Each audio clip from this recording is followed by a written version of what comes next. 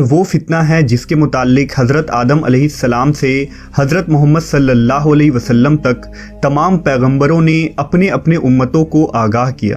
یہ قیامت تک کا سب سے بدترین فتنہ قرار دیا گیا ہے۔ دجال شیطانی قوتوں کا حامل ہوگا، دنیاوی طاقتوں سے مالا مال ہوگا اور ان کے ذریعہ دنیا میں تباہی مسلط کر دے گا۔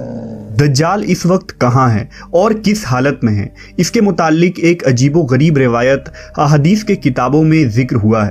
لہذا حضرت فاطمہ بنت قیس سے روایت ہے کہ ایک دفعہ رسول اللہ صلی اللہ علیہ وسلم نماز کے بعد منبر پر تشریف لائے اور فرمایا کہ تمیم داری پہلے نصرانی آدمی تھے، وہ آئے اور مسلمان ہو گئے اور مجھ سے ایک قصہ بیان کیا ہے جس سے تم کو میرے اس بیان کی تصدیق ہو جائے گی جو میں نے کبھی دجال کے متعلق تمہارے سامنے ذکر کیا تھا۔ تمیم داری نے بتایا کہ وہ ایک بڑی کشتی پر سوار ہوئے جس پر سمندر میں سفر کیا جاتا ہے اور ان کے ساتھ قبیلہ لخم اور جذام کے 30 آدمی اور تھے۔ سمندر کا طوفان 1 ماہ تک ان کا تماشا بناتا رہا۔ آخر کار سمندری سفر کے دوران مغرب کے جانب ایک جزیرے پر ان کی نظر پڑی جس کو دیکھ کر وہ بہت مسرور ہوئے اور چھوٹی کشتیوں میں بیٹھ کر اس جزیرے پر اتر گئے۔ جب وہ اس جزیرے پر گئے تو انہیں جانور کی شکل کا ایک چیز نظر آیا جس کے سارے جسم پر بال ہی بال تھے۔ لوگوں نے اس سے کہا، کمبخت تو کیا بلا ہے؟ وہ بولا، میں دجال کا جساسہ یعنی جاسوس ہوں۔ اس گرجے میں چلو، وہاں ایک شخص ہے جس کو تمہارا بڑا انتظار ہے۔ ہم لپک کر اس گرجے میں پہنچے تو ہم نے ایک بڑا قوی ہیکل شخص دیکھا کہ اس سے قبل ہم نے ویسا کوئی شخص نہیں دیکھا تھا۔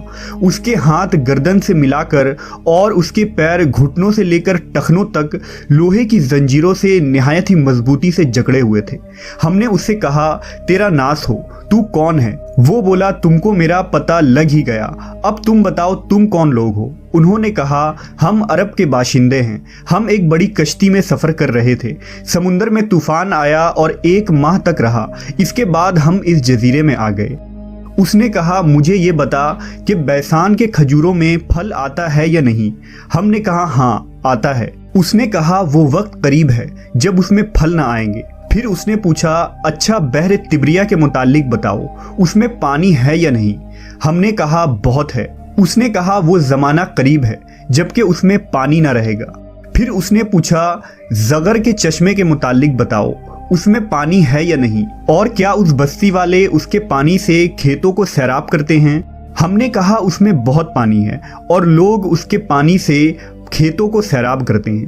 پھر اس نے کہا، اچھا نبی امی کا کچھ حال سنا؟ ہم نے کہا، وہ مکہ سے ہجرت کر کے مدینہ تشریف لے گئے ہیں۔ اس نے پوچھا، کیا عرب کے لوگوں نے اس کے ساتھ جنگ کی ہے؟ ہم نے کہا، ہاں۔ اس نے پوچھا، اچھا پھر کیا نتیجہ رہا؟ ہم نے بتایا کہ وہ اپنے گرد و نواح پر غالب آ چکے ہیں اور لوگ ان کی اطاعت قبول کر چکے ہیں۔ اس نے کہا، سن لو کہ عربوں کے حق میں یہی بہتر تھا کہ وہ ان کی اطاعت کر لیں، اور اب میں تم کو اپنے متعلق بتاتا ہوں۔ میں مسیح الدجال ہوں اور وہ وقت قریب ہے جبکہ مجھ کو یہاں سے باہر نکلنے کی اجازت مل جائے گی۔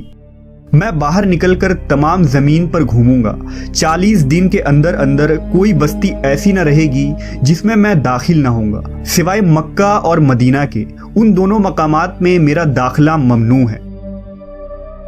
نبی صلی اللہ علیہ وسلم نے اپنا عصا مبارک منبر پر مار کر فرمایا، یہ طیبہ ہے، یہ طیبہ ہے۔ میں تم کو یہی بتایا کرتا تھا، جان لو کہ دجال نہ شام کے سمندر میں ہیں اور نہ ہی یمن کے سمندر میں، بلکہ وہ مشرق میں ہیں۔ اور نبی صلی اللہ علیہ وسلم نے مشرق کی طرف ہاتھ سے اشارہ فرمایا۔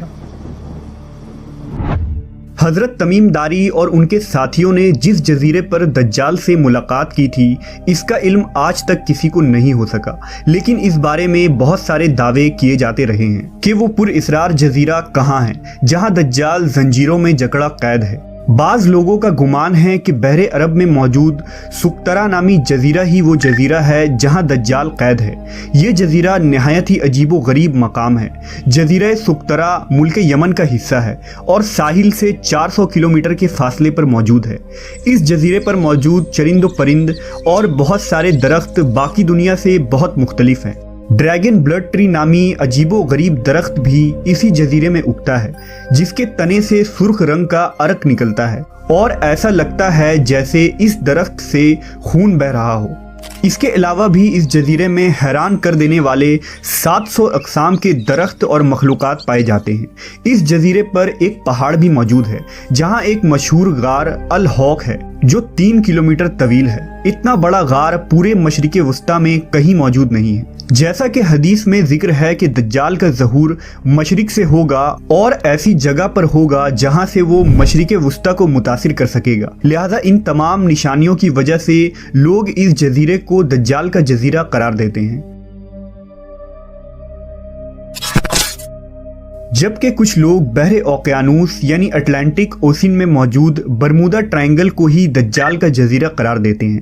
ये वो इलाका है जहां कंपास काम करना बंद कर देते हैं, वहां जाने वाले जहाज और कश्तियां भी वापस नहीं आते और यहां बहुत सारे हादसात रोनुमा हो चुके हैं। बरमूदा ट्रायंगल में पैरानॉर्मल यानी जिन्नों और भूतों से मुताल्लिक वाकयात पेश आते रहते हैं। इस इलाके में अक्सर समुद्री तूफान आते हैं और ऊंची ऊंची समुद्री लहरें चलती हैं।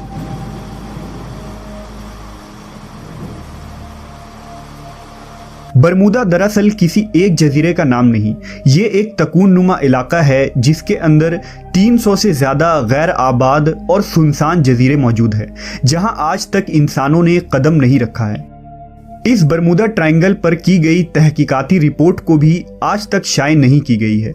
यूं लगता है कि दुनिया की हुकूमतों को इसकी इजाज़त नहीं। मशहूर मिस्री मुहक्किक दाऊद ईसा के मुताबिक बरमूदा तिकून का एक बड़ा हिस्सा दज्जाल के ज़ेरे इस्तेमाल है। उसने बाकायदा वहाँ किले नुमा महल बना रखे हैं जो तकून की शक्ल में मौजूद है।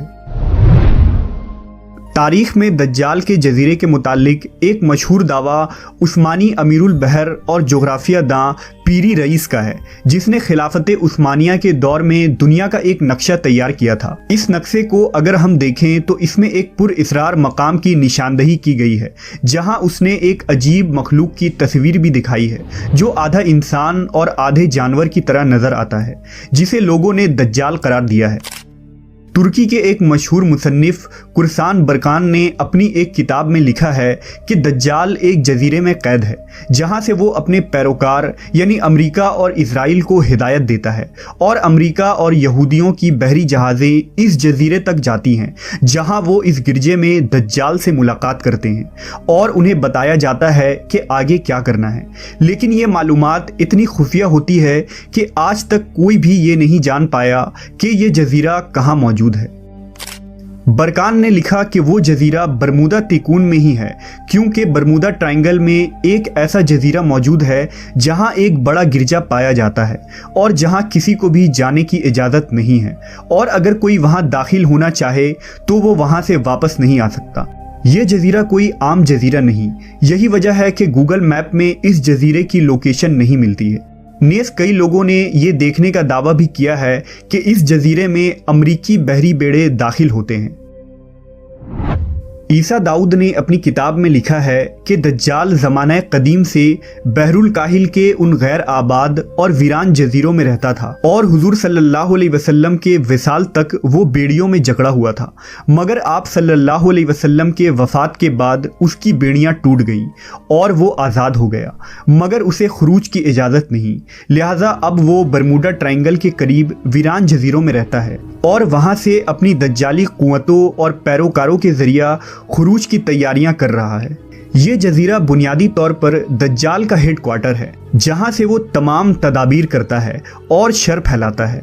अब उन जजीरों में दज्जाल का जजीरा कौन सा है इसका सही इल्म सिर्फ अल्लाह तबारक व ताला को ही है और अपने मुकर्ररा वक्त पर अल्लाह के हुक्म से दज्जाल उन जजीरों से निकलकर इंसानी आबादी की तरफ आ जाएगा जो हमारे लिए एक आजमाइश और फितना साबित होगी, जिस फितने से बचने के लिए नबी आखिरुज़्ज़मा हज़रत मोहम्मद सल्लल्लाहु अलैहि वसल्लम ने हमें राह दिखाया है।